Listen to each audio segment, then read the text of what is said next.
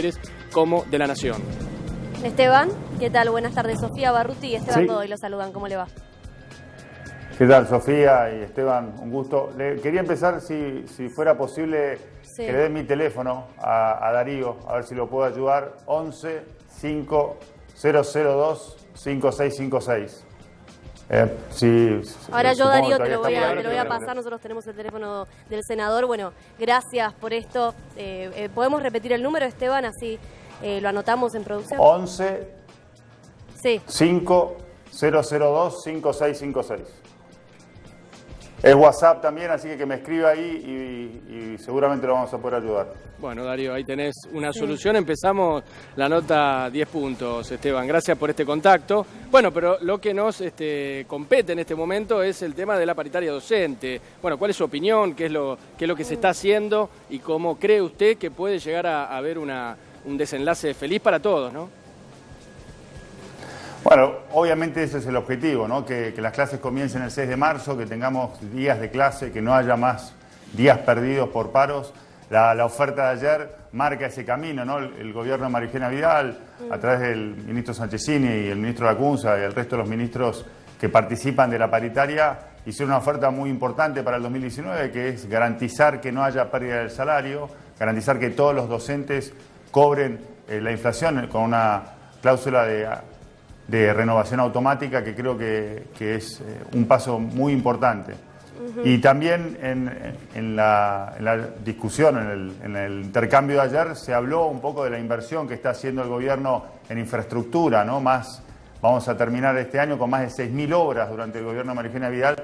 Para hacer una comparación, en los últimos 5 años de Daniel Scioli hubo menos de 400 obras en 5 años. Ahora estamos hablando de más de 6.500 obras en 4 años, porque la infraestructura edilicia, que son las condiciones en que enseñan y trabajan los docentes, fueron atendidas y necesitan ser atendidas. Pero también incorporando la tecnología a la educación, porque la educación en la escuela tiene que ser algo que le dé realmente herramientas y competencias a los estudiantes que le permitan ser exitosos en el siglo XXI, enfrentar con éxito el siglo XXI y los desafíos que el siglo XXI nos propone.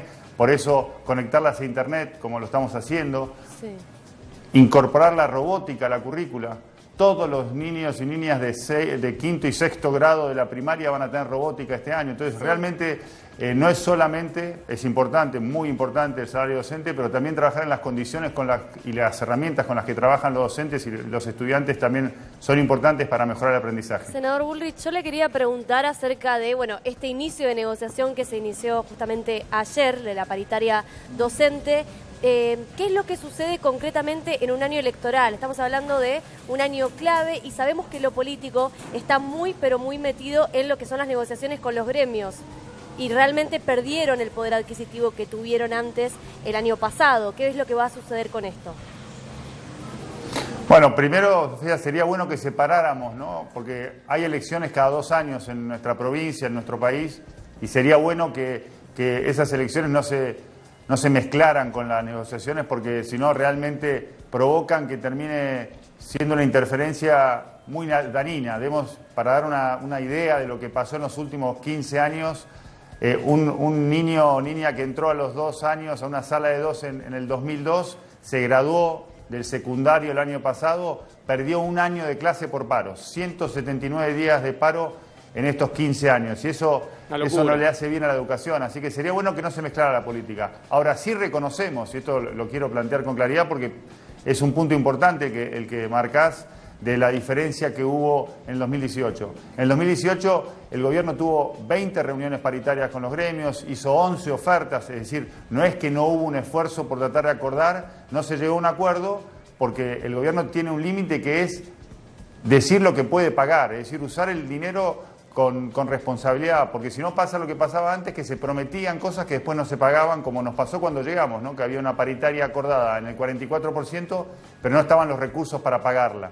Por lo tanto, lo que hacemos con responsabilidad es reconocer de nuevo que ha habido una diferencia el año pasado, tenemos diferencia en los números, y lo que le planteamos ayer a los gremios es sentarnos a conversar, se lo plantearon los ministros del equipo de la provincia y dispuestos a dialogar, entendiendo que hubo una diferencia que hay que ver cómo la podemos resolver. Senador Bullrich, Alejandra Gallo lo saluda. ¿Qué tal? ¿Cómo le va? Buen mediodía.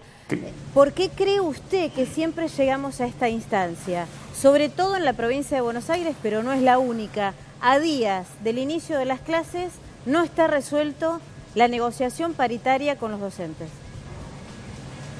Bueno, creo que las negociaciones lamentablemente se dan en un marco de inflación, por eso es tan importante el esfuerzo que estamos haciendo para bajarla. Ese es el primer objetivo, ¿no? Obviamente, porque si no hubiera inflación, la atención en estas negociaciones sería distinta.